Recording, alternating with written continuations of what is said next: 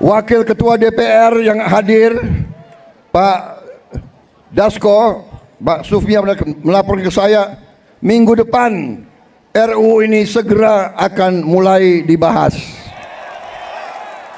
Mudah-mudahan tidak lebih dari 3 bulan undang-undang ini akan selesai kita bereskan.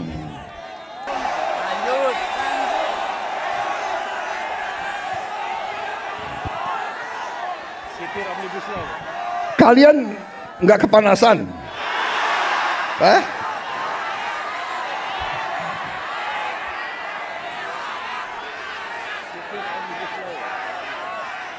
Saudara-saudara sekalian, saya ingin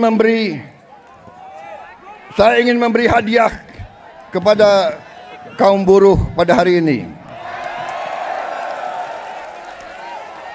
Saya akan membentuk segera Dewan Kesejahteraan Buruh Nasional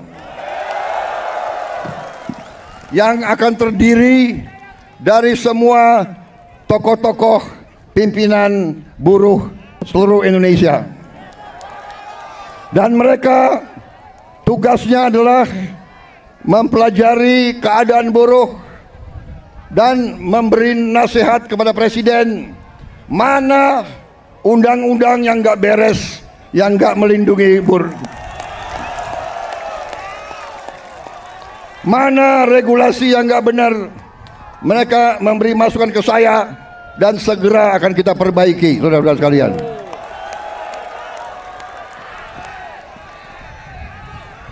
Saudara-saudara sekalian,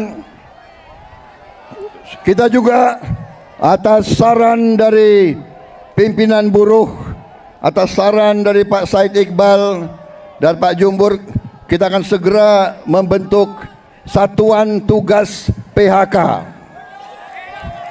Kita tidak akan membiarkan rakyat kita tidak akan biarkan pekerja-pekerja di PHK-kan seenaknya.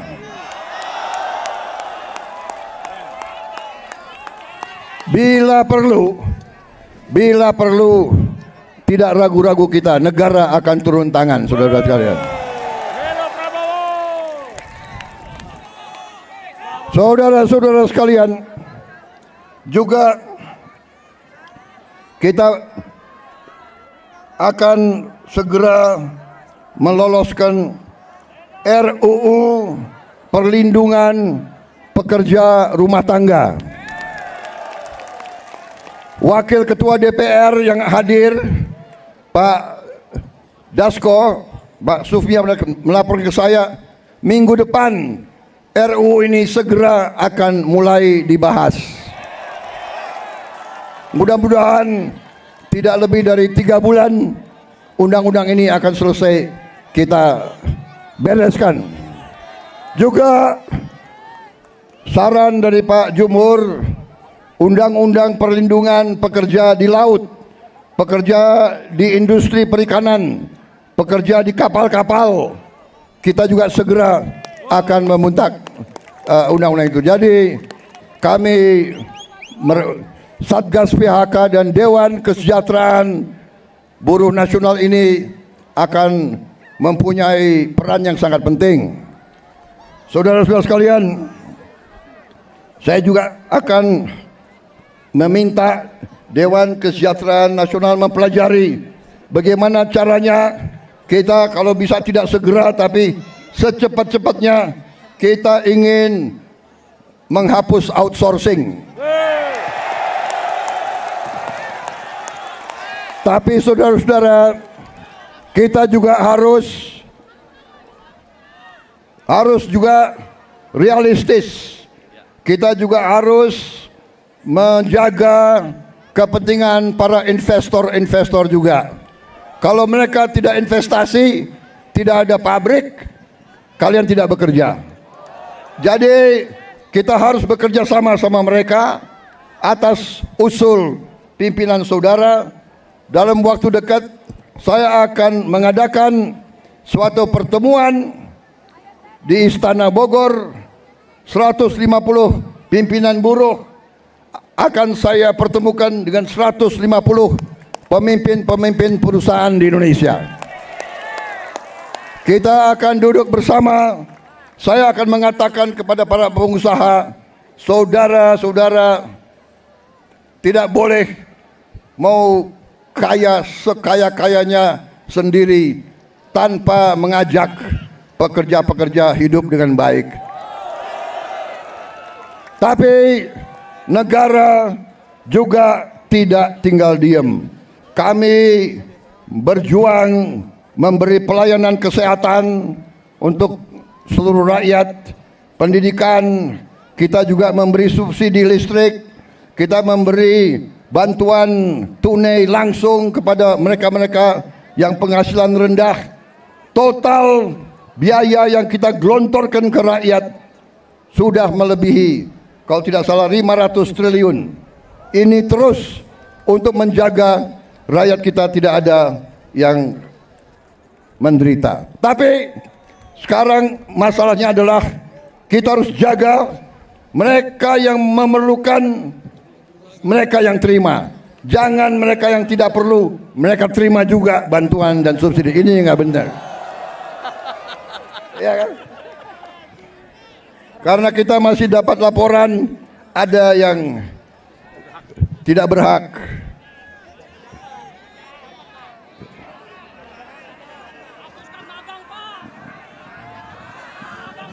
Saudara-saudara sekalian,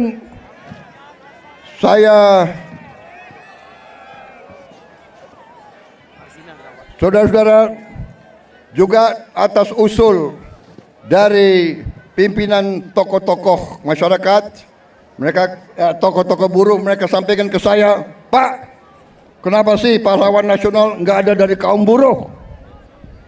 Saya tanya, kalian ada saran nggak? Coba kalian berembuk, usulkan pahlawan dari kaum buruh. Dan mereka sampaikan, Pak, bagaimana kalau Marsinah, Pak? Marsinah jadi pahlawan nasional. Asal seluruh pimpinan buruh mewakili kaum buruh sepakat, saya akan mendukung Marsinah menjadi pahlawan nasional.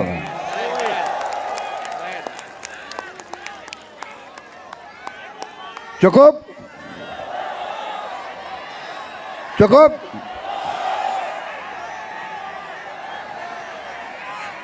Cukup? Lanjut. Suara gue serak nih. Gue minum kopi ya. Minum kopi. Boleh gue minum kopi ya?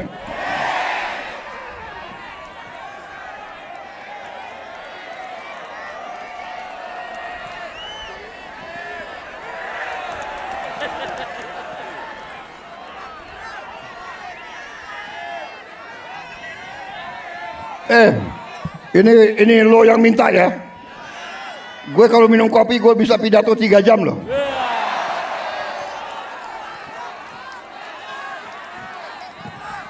Lo orang gak kepanasan ya?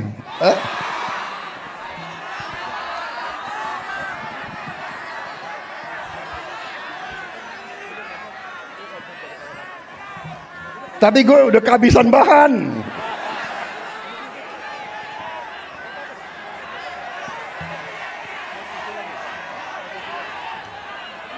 Saudara-saudara, dalam rangka juga pemberantasan korupsi, saya mendukung undang-undang perampasan aset. Saya mendukung. Enak aja, udah nyolong, nggak mau kembalikan aset, gue tarik aja deh itu. Setuju? Bagaimana? Kita teruskan perlawanan terhadap koruptor. Nanti lu dikasih duit, lu demo untuk koruptor. Hah? Benar ya? Awas lo. Gue heran di Indonesia ada demo mendukung koruptor, gue heran tuh.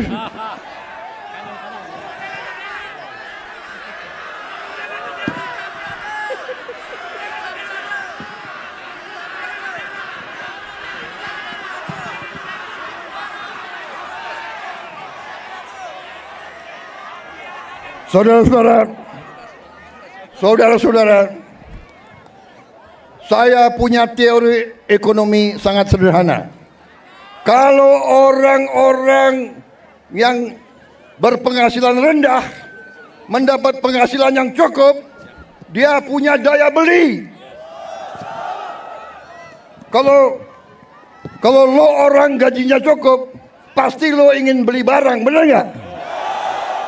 Lo pasti ingin beli sepatu untuk anakmu, ingin beli baju untuk istrimu, ingin beli motor untuk dirimu sendiri, benar?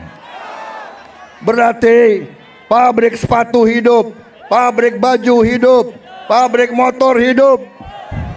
Berarti si pengusaha juga akan menikmati semua untung. Berarti mari kita bangun Indonesia. Mari kita jaga kekayaan Indonesia, supaya kekayaan Indonesia dinikmati oleh seluruh rakyat Indonesia. Saudara-saudara, kita akan tegakkan undang-undang yang benar.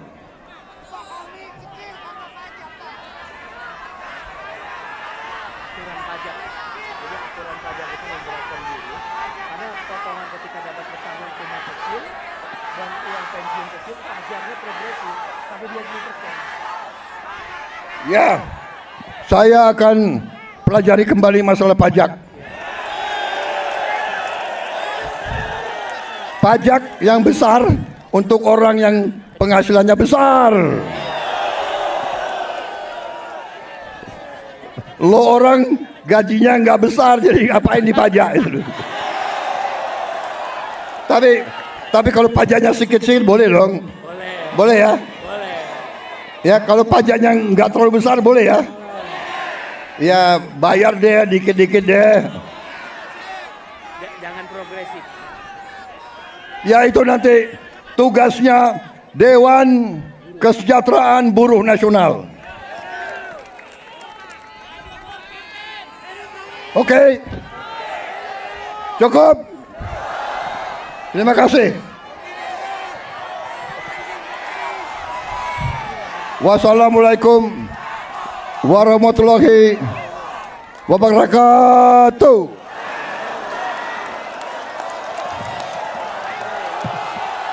Terima kasih. Terima kasih.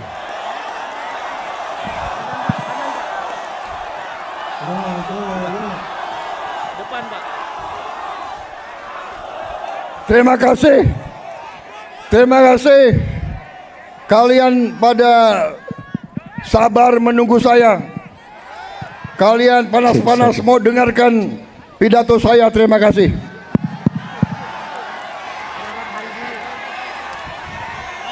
Selamat Hari Buruh Internasional. May Day, semoga Tuhan Maha Besar melindungi kita semua. Semoga kita bekerja terus bersama-sama. Saya minta dukunganmu, saya minta bantuanmu.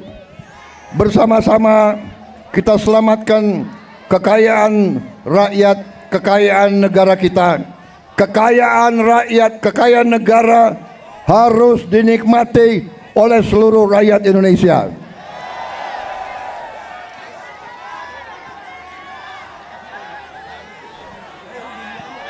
Dan saya sudah berkali-kali mengatakan, saya akan tegakkan hukum. Mereka yang melanggar hukum, mereka yang mencuri kekayaan negara akan saya tindak. Karena itu kewajiban saya, itu sumpah saya kepada rakyat Indonesia di hadapan Tuhan Maha Besar Allah Subhanahu wa taala. Terima kasih. Selamat berjuang. Hidup buruh.